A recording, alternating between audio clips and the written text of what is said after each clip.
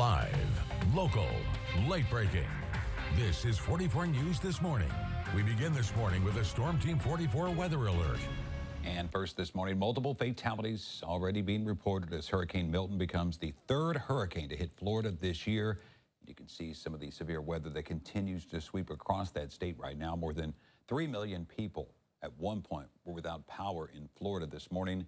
And we'll get more into the devastation there in the Sunshine State in just a few minutes. And here in the Tri-State, a much different picture this morning as we're looking towards Franklin Street at the Fall Festival. Calm conditions, nice temperatures out there as you're waking up on this Thursday morning. We do want to thank you, though, for joining us at 7. I'm Megan Garrett. And I'm Tommy Mason. Griffin Glasscock has an easy job as far as a forecaster this week, at least in this area of the country, forecasting beautiful conditions. Yeah, we've got great conditions here. For our friends down in Florida, very different story. You can see the eye still intact at this point, but has now pushed off into the Atlantic Ocean. Still very strong winds as well as heavy rainfall coming down on the east coast of Florida. Definitely looking better out to our west, but we're just now starting to see the big picture and the magnitude of the devastation that Milton left, as it did make landfall last night as a Category 3 hurricane. For us here, we are seeing beautiful skies. We've had a little bit of patchy fog out there, so definitely be mindful and give yourself extra time if you're about to head out the door. There's going to be some areas of that patchy to dense fog. Smooth moving traffic, though. I know it's starting to pick up at this hour. This is a live look outside our Diamond Valley Federal Credit Union camera right there at 66 and 261.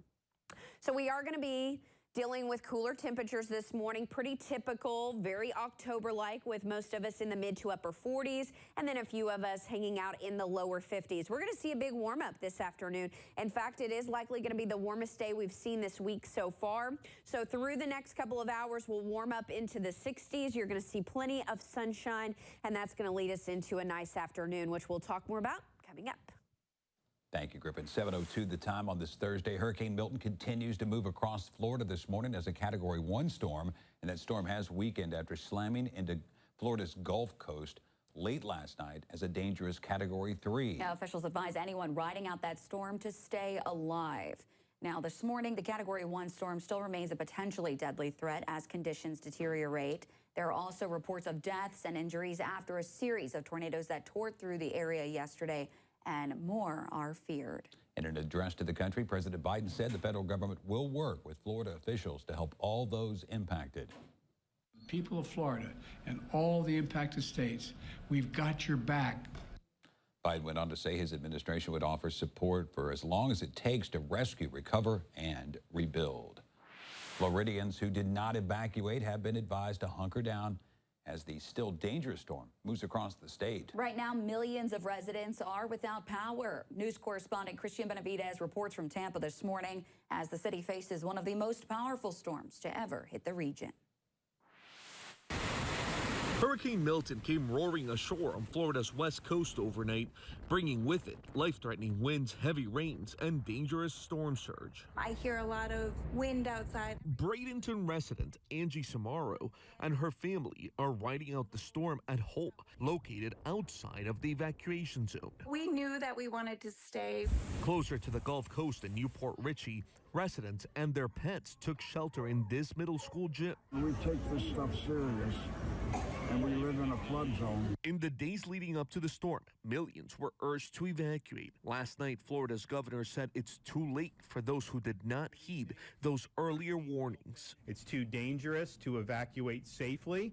So you have to shelter in place and just hunker down. Already, there are reports of deaths, injuries, and extensive property damage after tornadoes swept through parts of the state ahead of Milton's arrival. In Tampa, the storm struck here as residents were still cleaning up from Helene and dumped 3 to 5 inches of rain an hour.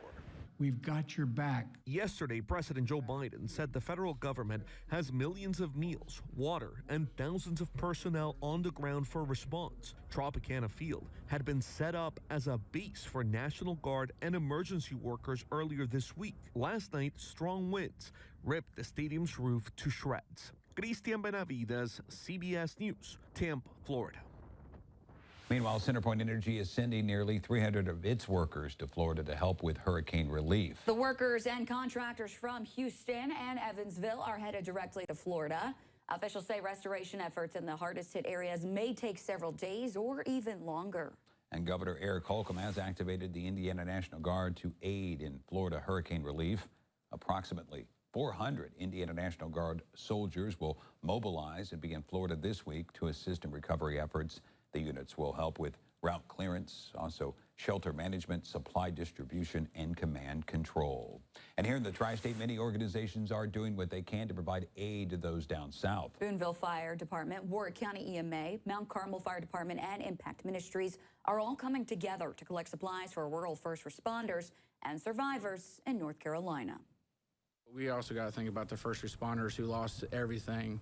There's fire departments and police departments and EMSs that lost everything when that hurricane came through. So our responsibility as first responders is to help those in need. I mean, that's what we are here for. That's why we took the job, is to, help and give back to the communities, not just in Warwick County, but throughout the United States. Donations will be accepted and distributed as long as there is a need. And the Warwick Humane Society is stepping up to help with disaster relief after Hurricane Helene. They're partnering with Best Friends Animal Society to bring in 25 to 30 dogs and cats displaced by the storm. Now, to make room for these evacuees, the shelter is asking for emergency fosters for their current residents. Foster families are needed for at least a week or two, and the process is simple. You just apply online. Donations are also crucial to cover the medical care for this large intake. All could use a break from the shelter anyways. We're excited to help out the animals that are in need because of the hurricane. And the shelter is open today from noon until 7 for anyone looking to help foster or even adopt. The Vanderburg Humane Society is also in need of emergency hurricane adopters and fosters. Like Warwick Humane Society, VHS is accepting some pets displaced from Hurricane Milton. Now, in order for them to do so, they must make space in their shelter immediately. Therefore, they're offering free adoptions, which apply to every available pet in their care. If you cannot commit to adoption, fostering helps as well. And to help you stay up to date on Hurricane Milton, as well as the weather in the tri-state, you can download our free Storm Team 44 app. The 103rd Westside Nut Club Fall Festival continues. It's day 4. And live from West Franklin Street this morning, Emmy Fazenbaker. She has been giving us a detailed explanation of Fall Festival this week. Now, Emmy, I see the sun is coming out. You can finally kind of see things picking up a little bit. Where are you at right now at this hour? Hey, Megan. Hey, Tommy. I'm actually right on West Franklin Street. I'm close to Wabash Avenue and 10th Street, but I'm going to do a little bit of a walk and talk with you. People are starting to, get everything together. As you can see over here, they're starting to put things together for day 4. We want more. That is the slogan I'm going for today. Like we've talked about all week long, this is my first ever fall festival, my rookie season, like Tommy Mason likes to say. It's been a great week so far. A lot of the nonprofits have told me this is a record-breaking year so far for all the proceeds that they've been able to get for the nonprofit organization, each one benefiting the community in some way. And with the half pot also, we were going to talk about that as well. I'm talking to a lot of Westside Nut Clubbers who said that this year they're about to hit $1 million. But another thing is they're hoping to shoot for $2 million by the end of this weekend, which is going to be an amazing thing if that does happen. And I think it will happen, seeing the crowds just at noon throughout the week. But another thing that I'm going to be talking about, right, is the entertainment side of things. Bands are coming out. They're going to be, really making sure that everyone's with the lively music. I told them yesterday with the Westside Nut Clubbers, I said the 70s and 80s music is something my mom would probably really enjoy. We're having a bunch of cars go past us as there, once again, a lot of booths are trying to get ready for this morning's festivities. And all the booths are opening at 10 a.m. today, like they have the whole entire week. And the rides over here are going to be opening up at 2 p.m. for all the kids to enjoy. I know that's going to be one thing like maybe even my family would enjoy as well. I'm going to be trying them out this weekend as well. I love the food, but I also love some carnival rides. So that's going to be one thing. And also I'm going to let you on a little secret for my next hit. I might be trying another turkey leg, guys. So Tommy, I know you're jealous every time I do it. I might be doing another one at my next hit, so make sure that you tune in for that. But yeah, guys, everybody, the sun's coming up like you mentioned, Megan, and everybody is gearing up for day 4 of the Fall Festival. It's going to be an exciting time. I'm going to continue to give you all the live coverage here today on West Franklin, but I'm about to send it back to you guys in the studio. So we're right now reporting live in Evansville. Amy Faison-Baker, 44 News. Yeah, it's hard to make eating a turkey leg on West Franklin with your hands eloquent. It's really tough to do that, so I look forward to that next I was time. going to get one yesterday, but I mean, those things were like this big. Like It's they medieval. were massive. It's medieval. Yes. So power tour on this Thursday morning. Well, thousands more will still make their way down to Franklin Street for day 4 of Fall Festival, as mentioned. And we do have a look at the schedule of events taking place. Yeah, starting at 10, the half pot tickets will resume, and the nonprofit food booth will open at roughly 10 a.m. and stay open beyond 9 p.m. tonight. Rides open at 2. Live musical acts will be featured on the stage throughout the day. And then later this evening, the high school youth of the day will be presented at 7 p.m. Then night 4 of Amateur Hour gets underway at 7:15. If you need a ride to the Fall Festival this year, Mets will have a bus shuttle service again today and on Friday from 11 a.m. until 2 p.m. And for all your Fall Festival details and coverage throughout the week, plus the many stories we've posted on our website, go to our website, WEBB.com. And of course, we have Munchie Maps available in our efforts to pass those out again today. So look for it. And we're hoping for a nice forecast as well. Joining us on this Thursday, we have Griffin Glasscock. She has a preview of what we can expect, especially as we head into the weekend. Well, it's not really going to be much different than what we've been dealing with over the last few days. So that is a good thing, especially for those outdoor activities. But we are now getting to a point where we could definitely use some rainfall. This is a live look outside our Austin Homes camera. It gives you a look at that beautiful bright sun that is rising in our eastern skies. And it is going to be a gorgeous day no matter where you are. We've had a little bit of a foggy start in some areas, not everywhere, but I do want to mention that just so you can give yourself a few extra minutes before you get to where you're going this morning. But gorgeous skies. It is a chilly morning out there, though, so don't forget to grab the sleeves. Winds are still staying persistent out of the north and east. We're going to start to see those shift more out of the south as we head into your Friday and Saturday, which is going to give us a slight boost, but not as much as what you would think. I mean, temperatures are continuously warming, but it's kind of a gradual warming that we are seeing across the tri-state. Here's a look at that Fall Festival forecast, looking fantastic today. Highs are going to be right around 80 degrees. As we head into tonight, temperatures will cool down. So if you're out there late tonight, especially for some of that entertainment or maybe dinner, temperatures will start falling back into the 60s. But overall, as we go forward into the weekend, we're going to be experiencing dry skies. Temperatures are going to start warming slightly, but we've got a cold front that is going to be moving toward us, bringing us a slight chance of rain. It doesn't look to be anything overly impressive, but it is going to bring us a drastic cool down, and we're going to walk you through that 7-day forecast coming up. Also still ahead as Hurricane Milton barrels across Florida, officials are making plans to help victims. Look at the bigger issues being faced when it comes to response efforts.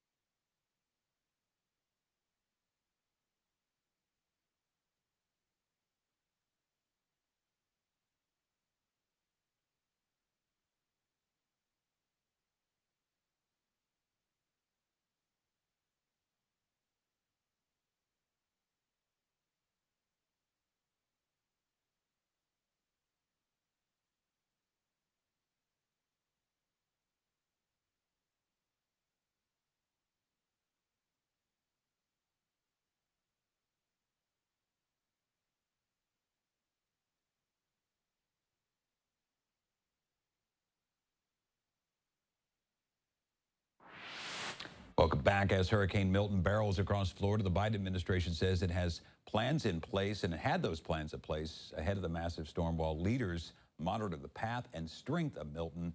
They're also keeping everyone informed about the efforts to support the people impacted right now. But it's become a bigger challenge in light of what some describe as misinformation about the response to Hurricane Helene. Julia Benbrook reports the latest we're learning this morning. President Joe Biden urging those near the storm to listen to local officials and follow safety instructions. I know it's really tough. Leave behind your home, your belongings, everything you own. The Biden administration has detailed a long list of steps it's taken already to prepare for Hurricane Milton, including approving Florida's pre-landfall emergency declaration, deploying federal personnel to the state for search and rescue efforts, and ramping up efforts to clear debris from Hurricane Helene. We have made available an unprecedented number of assets to deal with this crisis. We're going to continue to do so until the job is done. The politics of managing storm recovery have become a serious flashpoint. The president and top White House officials have grown extremely concerned about the spread of disinformation about the federal response to last week's Hurricane Helene, including falsehoods repeated by former President Donald Trump. Vice President Kamala Harris is accusing Trump of putting himself before the needs of others. It is unconscionable, frankly, that anyone who would consider themselves a leader would mislead desperate people to the point that those desperate people would not receive the aid to which they are entitled. Meanwhile, the Republican ticket is accusing the Biden-Harris administration of mismanaging the response to Hurricane Helene. In a Wall Street Journal op-ed, Trump's running mate, Ohio Senator J.D. Vance, claimed a bureaucratic bottleneck was delaying the deployment of active-duty military personnel. Reporting in Washington, I'm Julia Benbrook. And we turn now our attention to some of the other top headlines from across the country and around the world this morning. The White House says President Biden held a phone call with Israeli Prime Minister Benjamin Netanyahu for their first conversation in about 2 months. It comes as Israel is battling Hamas in Gaza and Hezbollah in Lebanon. Israel is also weighing how to respond to Iran's recent ballistic missile attack. Turning to the campaign, former President Barack Obama goes on the campaign trail for Vice President Kamala Harris in Pittsburgh today. His appearance will be the first in a series of cross-battleground states that Obama plans to make in the final days before the election. Former President Donald Trump, meanwhile, is set to deliver remarks in the crucial state of Michigan at the Detroit Economic Club. 7:18, day 4 of the Fall Festival should be spectacular weather once again. I think we're going to get through the entire week without, maybe no rainfall. May be one of the best years so far weather-wise. Griffin Glasscock, she is here tracking the latest. Yeah, we are going to get through this week without rainfall. So another reason why you should get down there and enjoy it. We're going to see beautiful sunny skies through the day. I mean, look at how bright and big that sun is in our eastern skies. I mean, just gorgeous out there. And our temperatures, while they are chilly, they are going to be warming up, and it will feel more comfortable through the day. So some sleeves definitely may be needed as you head out the door. We're at 50 degrees right now. Winds still pretty calm, and we are dry and comfortable. 48 degrees in Henderson. Same thing for our friends in Fairfield. As we move on over to Owensboro, we are at 50 degrees. So it is going to be a nice day out there. We'll start out chilly, but temperatures will warm up nicely into your afternoon. The afternoon brings highs right around 80 degrees. So it is going to be warmer than yesterday, but only by a degree or two. That's the kind of warm up we're seeing this week. It is a gradual climb. We're not seeing big jumps or significant changes in our temperature pattern. We're at 50 degrees as we head into tomorrow morning, so feeling very similar to our last several mornings. It's going to be pretty fall-like and clear. And then tomorrow brings another warm-up headed our way, and we'll likely see that into your weekend. So 80s going to be sticking around for the next several days, but perfect weather for those outdoor activities, especially through the afternoon. Lots of sunshine. You don't have to worry about it being too hot out there or too cold. But next week, we start to bring in some changes. So Sunday's going to be our last day for 80-degree weather for quite some time. We could even be looking at our last day of some 70-degree weather for at least a good chunk of next week. We've got a cold front, a pretty significant one that's sitting out to the Pacific Northwest. Heading into Monday, we're going to push it through here, and that's going to filter in some cooler air. And we're not really expected to see a ton of rainfall with it. As we move to Sunday, you can see we've got a few bands, but most of it's going to be staying off to the north and east of us. It may filter in a few spotty showers Sunday, but otherwise it is going to be a primarily dry day, and it's not really going to do much good for us, especially if you are seeing drier conditions in your yards as well as your vegetation. It's not going to be a big rain event. It's going to be very spotty, if anything, but the cooler temperatures will be filtering in for sure, and you can see that in our extended forecast. We keep it in the 80s through Sunday. That front pushes through. We're going from 80 degrees on your Sunday, highs only in the mid-60s, so a pretty drastic drop from where we have been. And then not only are we looking at cooler temperatures in the afternoon, but look at your morning temperatures. We're dropping down into the 40s, potentially the 30s. So next week is definitely going to give us a taste of the weather we typically feel around Halloween into the 1st of November, but folks, we're not expected to see much rainfall. I mean, it is going to stay bone dry well into the first part of next week with temperatures right around the low to mid 60s with overnight temperatures in the 30s and 40s.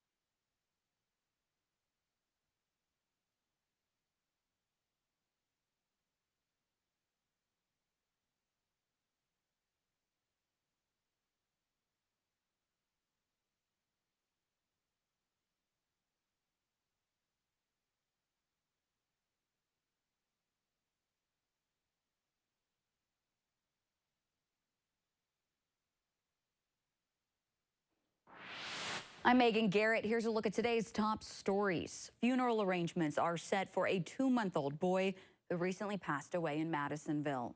Aiden Prince Singh died from the result of domestic trauma on October 5th. On Monday, Anthony Monroe Page was charged with murder in connection to the death. The funeral service for Aiden will be held Friday at Elliott Bowles Mortuary Chapel. A burial will follow at Forest Lawn Memorial Gardens in Evansville, where a balloon release will be held in his memory.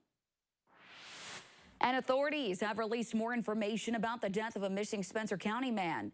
This comes after his body was discovered in the Ohio River in Warwick County. A body was discovered in the Ohio River in Newburgh on Monday, and authorities confirmed it was Justin McDonald, who was missing from Spencer County. According to state police, McDonald's death was ruled as an accidental drowning with no signs of foul play or trauma being found. And as Hurricane Milton barrels across Florida, CenterPoint Energy is sending nearly 300 workers to Florida to help with hurricane relief. The workers and contractors from Houston and Evansville are headed directly to the Sunshine State. Officials say restoration efforts in the hardest hit areas may take several days or even longer. And we'll get a check of the forecast here at home with Chief Meteorologist Griffin Glasscock. All right, so we're in store for some really nice conditions for today, very different than what they are dealing with down in the Sunshine State. We are expected to see a pretty similar day to what we've experienced for the rest of this week. We've got temperatures starting out in the 50s and then gradually warming up into the 70s and 80s this afternoon. Plenty of sunshine, really not going to see a ton of cloud cover out there. Now this morning we did have a little bit of fog, still some of that patchy fog around. So if you are about to head out, I would definitely give yourself some time. Try not to rush too much because there is some areas, Owensboro being one of those main areas of fog. That fire pit forecast, feeling good for tonight. Definitely going to be a very comfortable, mild evening, and our skies are going to be quite clear. This is going to continue well into tomorrow morning, and we are going to experience very dry skies. Rain chances could be possible Sunday, but it is looking to be very little. That's why I don't have anything on the board just yet, because it is looking to be maybe a 10% chance at this point, but it is going to bring a drastic change in temperatures. We go from the 80s through Sunday, and then as we head into Monday, after that cold front passes through, that's going to filter highs right around the low to mid 60s. So for those of you all looking for some sweater weather, I think next week you may be in store for those conditions.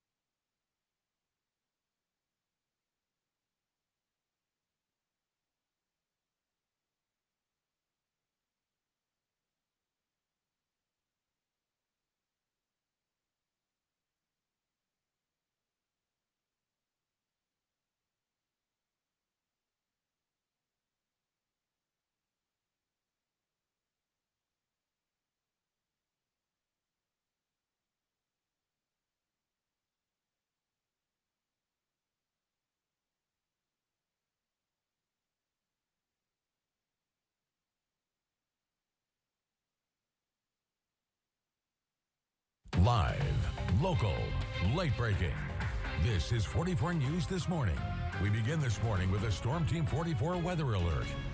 First this morning, several fatalities are already being reported as Hurricane Milton is the third hurricane to hit Florida this year. You can see the severe weather that continues to just sweep across the state.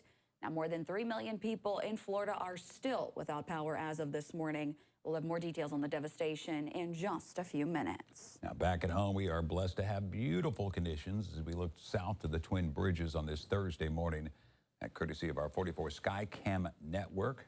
Cool conditions, but it should be warmer later today. Thank you for joining us for 44 News this morning at 7 o'clock. I'm Tommy Mason. And I'm Megan Garrett. Another fantastic day on tap. And Chief Meteorologist Griffin Glasscock, she is here tracking your morning forecast. All right, so we've got great conditions here, but for our friends in Florida, they're waking up as well as that sun rising in those skies to where they will be able to see the magnitude of that devastation. You can see where Milton is still a Category 1 hurricane at this point, now barreling out to the Atlantic Ocean and potentially moving toward the Bahamas, but we are going to be looking at this making more of an easterly turn and impacting, well, it's not going to be impacting anyone. It'll be moving out to the Atlantic and likely to diminish as it does move off to the east, but still putting down tons of rain and strong winds along the East Coast.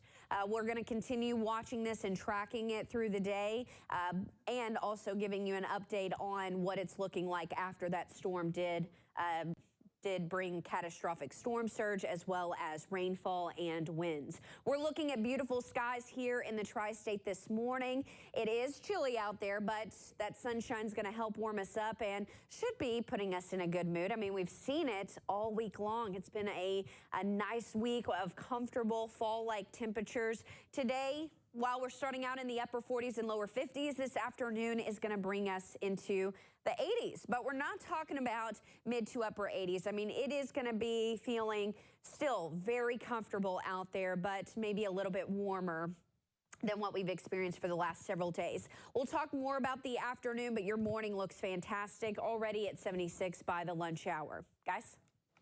Thank you, Griffin. In today's top stories, Hurricane Milton slammed into Florida's Gulf Coast late last night south of Sarasota and continued into the morning hours. The massive storm poured torrential rain on large parts of Florida, including the Tampa Bay area. Dangerously strong winds made conditions even more treacherous. Now, many residents took shelter after evacuations across the state. And Governor Eric Holcomb has activated the Indiana National Guard to aid in Florida hurricane relief. Approximately 400 Indiana National Guard soldiers will mobilize and be in Florida this week to assist in recovery efforts. The units will help with route clearance, shelter management, supply distribution, and command control. And if you have family members up in South Bend, city leaders there are organizing a donation relief drive to help those impacted by Helene and Milton. Now, several South Bend police officers and firefighters are planning to travel down south. They say they will deliver supplies to those picking up the pieces after the devastating storm. And there are other ways for tri-staters to assist those impacted by different disasters. The American Red Cross is raising money for people whose lives have been upended by wildfires out west, storms, floods, and the recent hurricanes down south. A direct link to make a monetary donation can be found at the top of our website, WEBB.com. So far, more than $20,000 has been raised. And stay with 44 News on air and online as we continue to follow any new developments as Hurricane Milton makes landfall. And the 103rd West Side Nut Club Fall Festival continues into day 4 today. Live from West Franklin Street, 44 News reporter Emmy Fazenbaker. And now, Emmy, it looks like you're inside a booth as of this hour. Where are you at? What booth number are you at? I should ask. Hey, Megan. Hey, Tommy. I'm at booth number 6 with Holy Redeemer Parish. Inside, we're going to get a little bit of an inside look of all that they're cooking up here this week for the Fall Festival, and I have John here with me. You've mentioned that you've been a part of the Fall Festival with this organization since the 70s, correct? That's correct, yes. So tell me about the evolution of all that you've been making here. I know that this hasn't always been your menu, and we'll get to the menu here in a second, but tell me about that. Yeah, that's correct. So in the beginning, like most people, right, we started very simple. We had bean soup, and we still offer that today. A lot of people come back year after year for our bean soup, so we've always kept that. We had other items that we've served through the years, but over the last 12 years, that's what we got to the point where we serve what we have now. What do you have now? So our biggest thing is our fresh smoked turkey legs. We smoke them fresh every day. Unfortunately, we're waiting on the new load to come in this morning, so that's how fresh they are. So we have those. Then we also have what we call tornado potatoes. We spiral them right into the fryer, put cheese and pulled pork and jalapeno on it. And then we have what we call our chicken fried bacon. And I'm going to try it here in a second, guys, and I'm so excited to try it. But with all the proceeds that you get and all the money that you help raise here over the next week, where does all of that go? What is the impact of it? Yeah, so we organize this for our parish. And so the funds go back into the parish. We use it for a lot of different things. Anything that our priest needs, Father Jason, he'll use them in that way. But they go for everything, for different types of commissions that we have. We have a school, the Holy Redeemer School, so money will go back into them. We have a very large youth group, very active in the community, and so funds will go back there as well. Gotcha. All right, should we try it? Oh, absolutely. Oh my goodness. Okay, where do you think I should start? Right there with the cheese. Oh yeah. They're tied together. So oh my gosh. Okay. Oh, there we go. I got one. Okay. Oh my goodness, that's so good. That is so good, especially with the cheese. I love cheese sauce. Do you like bacon? Heck yeah, I like bacon.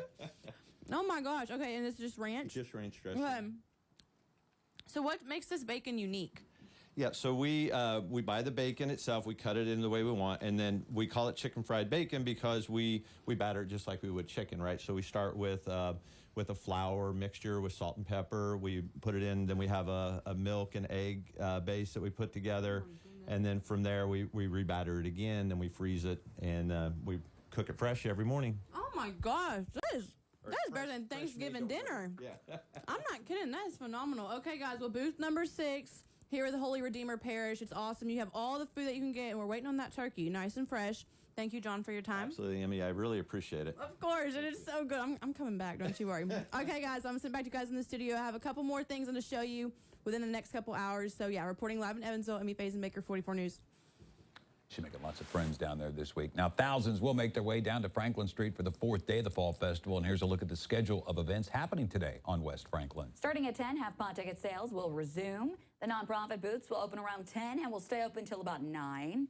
Rides open at 2 o'clock for everyone. There will be several live musical acts that'll be featured on the stages throughout the day. Then later on in the evening, the high school youth of the day will be presented at 7. Night 4 of Amateur Hour will get underway around 7:15. And if you need a ride to Fall Festival, Mets will be having a bus shuttle service from 11 to 2 today and tomorrow. And half-pot sales inch closer to $1 million. You are currently looking at the latest half-pot total right now, sitting at over $838,000. And you can get your tickets at the orange booths along West Franklin Street starting at 10 a.m. And the winning number will be announced Saturday night. Last year's half-pot topped out at $1.8 million. I imagine that number will go above that this year.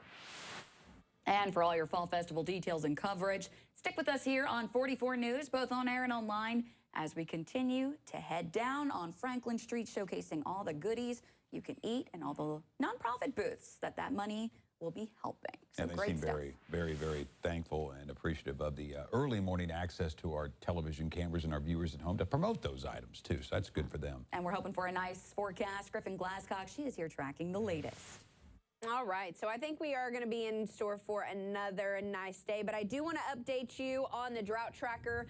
The U.S. Drought Monitor actually coming out, and we have seen some improvements. If you remember last week, we did still have abnormally dry conditions down to the far south, so we are doing well for much of western Kentucky and then also in southern Illinois. As far as southern Indiana goes, we are still abnormally dry, and I do imagine that's going to stick around for as long as we keep the rainfall away. And in fact, we're not looking at much rainfall, not just for this week, but well into the extended forecast. But compared to other areas around the region and even beyond our region, still looking at very dry, severe drought conditions. So for us, I do think we are doing well, and, you know, we do look greener, even though we just did get that rainfall from Helene that's going to be coming up on 2 weeks in just a couple of days. It did do us some real good across the tri-state. We're not under that severe or moderate drought. We just got some abnormally dry conditions in southern Indiana.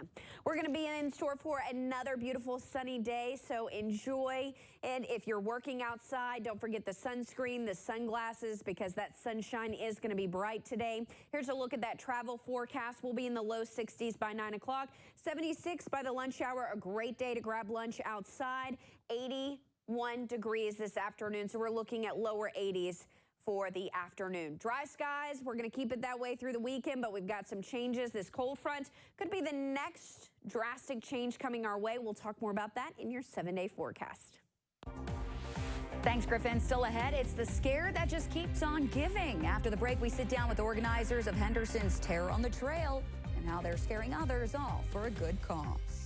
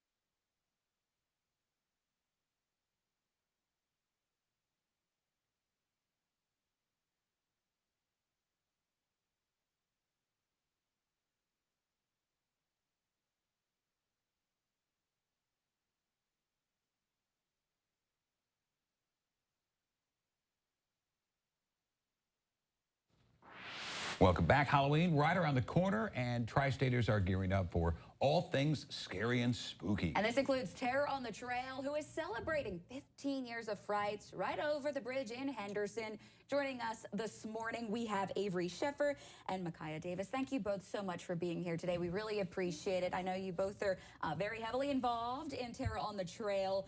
Let's talk a little bit about what is it? What exactly is Terror on the Trail for folks that might not live in Henderson or have ever attended before? So Henderson is a nonprofit haunted trail that we run in Niagara, Kentucky. We give all of our proceeds to families in the community that are burdened by their child's medical finances. So whether it be a terminal illness or a disability that they're battling with, we help them out with their finances, with it coming to and fro to hospital visits, travel, any expenses that insurance really doesn't cover that is dampening down these families in our community. And you kind of spur the terror efforts here. You're the one that, I guess you started out as one of these terror actors. You scare people, but tell us about that process. Do you still need volunteers to go out there and help out? Just spooky people in general? Oh, we always need volunteers. Volunteers to help with setup, volunteers to help with general mission, and always scares. We'll always take volunteers if we can get them. And you mentioned, you know, it helps families that might actually have the real terror of, you know, dealing with these medical bills, dealing with everything that comes with these burdens. But it helps families in Henderson. How many families have you guys helped specifically through this over 15 years? And I mean, just how much money has been raised? We have helped 27 different families over the last 14 seasons. This year we have 4 new families. Wow. In the past, I think we've raised over $125,000, which is amazing. That is insane. And to put that into perspective, what kind of assistance do you provide these families? What does that go towards? So much, like paying for medical bills, buying like wheelchair accessible vans so that the kids can travel and go experience things that kids with, who aren't disabled. So do you meet with these families? 'Cause I imagine every need is unique. Yes. No, we personally don't meet with them, but we have a great team who goes out there and they seek these children who are in desperate need of our support. How can folks in the future, reach out to you if they do need assistance like this? How do you go through that process, and what is the selection process like? That's a great question. We do a lot of. It's okay. We do a lot of our outreach through our Facebook page. That is probably I'd say the best way to contact us is Terror on the Trail on Facebook. We have a couple of different admins on there, so there's always someone there to see a message. So all you got to do is really reach out to us, and we'll be happy to hear from anybody out in our community. So I love that. So let's get to the actual event. So now, is this kid-friendly? Okay, because I remember as a kid, we did one of these ones, and I was terrified. I don't do haunted houses. But know what's going on before you go. No, I can't do it. But, what does this trail entail? Is it, one of them where they can, touch you, or is it for kids? Or, what are we looking at? And how many miles is this, you know? Well, I'd say altogether it's about a 30-minute experience. So it's pretty lengthy. Oh yeah. But you're gonna want to run through it. So that for me, I'm not doing that. I would say we don't have any restrictions on age when it comes to our patrons, but we do recommend 13 and up because at the end of the day, this is a haunted house and it is scary. But we like to say we scare because we care. So at the end of the day, we're scaring these people and we're scaring these kids, but they're all for good cause. Yeah, they come out signed there up for it. So you're running through this. I love it. And where does this take place? Where does the where are they running through? This happens in Niagara, Kentucky. It happens through the trail itself. It's kind of located off of Hewardsville area, off the Zion and Henderson, and yeah. And I understand you've scared before because you have not. You're not part of. Oh, you both have. Yes, Okay, so what is it like? Because I feel like watching people's reactions during the Halloween season is so funny. I mean, do you guys have something in mind that has just that just sticks in your mind with this is why you do what you do, or you had someone just so scared? We've had people get punched in the face, people we've gotten spit on before. Oh my. Yeah. But it all comes with the job. That's their defense mechanisms. Yes. I'm actually one of the coordinators and scene leaders at Terror on the Trail, and I actually had the pleasure of having Avery for her first year scaring in my scene underneath me. And so I think that is one of the biggest pride and joys of doing it, is not just watching people get scared, but watching your scare actors scare those people and really get into it and just have fun for a good cause. And when it comes to contact with our patrons, we're not really hands-on with them, but we do like to spray you with a little air, a little water here and there. Nothing that's going to harm you or anything, give you a little jolt, a little scare. So what is the preparation for this? When does this begin, and who is all putting in the effort into this?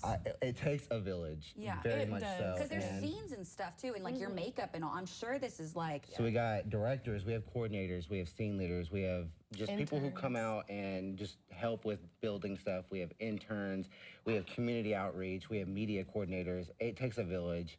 And I think we start as early as, I think our first meeting this year was in February. So and it's all volunteer based? It's 100% volunteer based. No paid employees. We're all volunteers. Now, I will say, most of you go pay admission, $20, $25 in some cases to an ordinary haunted house. It takes you 10 minutes and you're out. But I mean, a 30-minute experience is a good commitment. You're getting your money. Is there a storyline to it? You don't have to share it if it's a surprise, but we try to make it new. We try to switch it up every year. So we always want there to be a new experience every year. And this year our theme is Under the Big Top. So it's all circus around our circus in the woods and our clowns. All those folks that might be scared of clowns. Yeah. Oh my goodness. So if you can, we have a full screen. If you guys could give us a breakdown of when this is taking place and where people can buy tickets and the time frame of it. Yeah, absolutely. So tickets are available for purchase at terroronthetrail.org.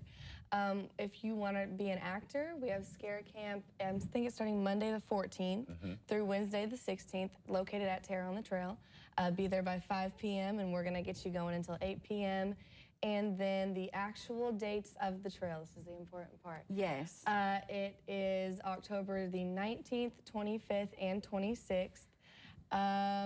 our actors need to be there by 4 o'clock, and then the actual trail opens at 7 o'clock, right? And tickets are $25 Online. online. At terroronthetrail.org and $20 at the gate. So you can buy them at the gate, Yes, too. but that $25 online ticket skips you the general admission waiting to buy your ticket. Yeah. Perfect. And give us that website one more time that people can go. terroronthetrail.org. Perfect. I love it. A scare. What was the slogan? You guys scared because you care? Yes, we're scared because we care. Love that. Okay, well, there you go. Thank you both so much. And I'm very excited to see how this goes over in Henderson. And with it taking a village, I'd like to give a special sponsor shout out to Kimberly Clark and Complete Restoration. They've been huge benefactors and sponsors in our trail this year. Wonderful. Thank you both so much. We appreciate it.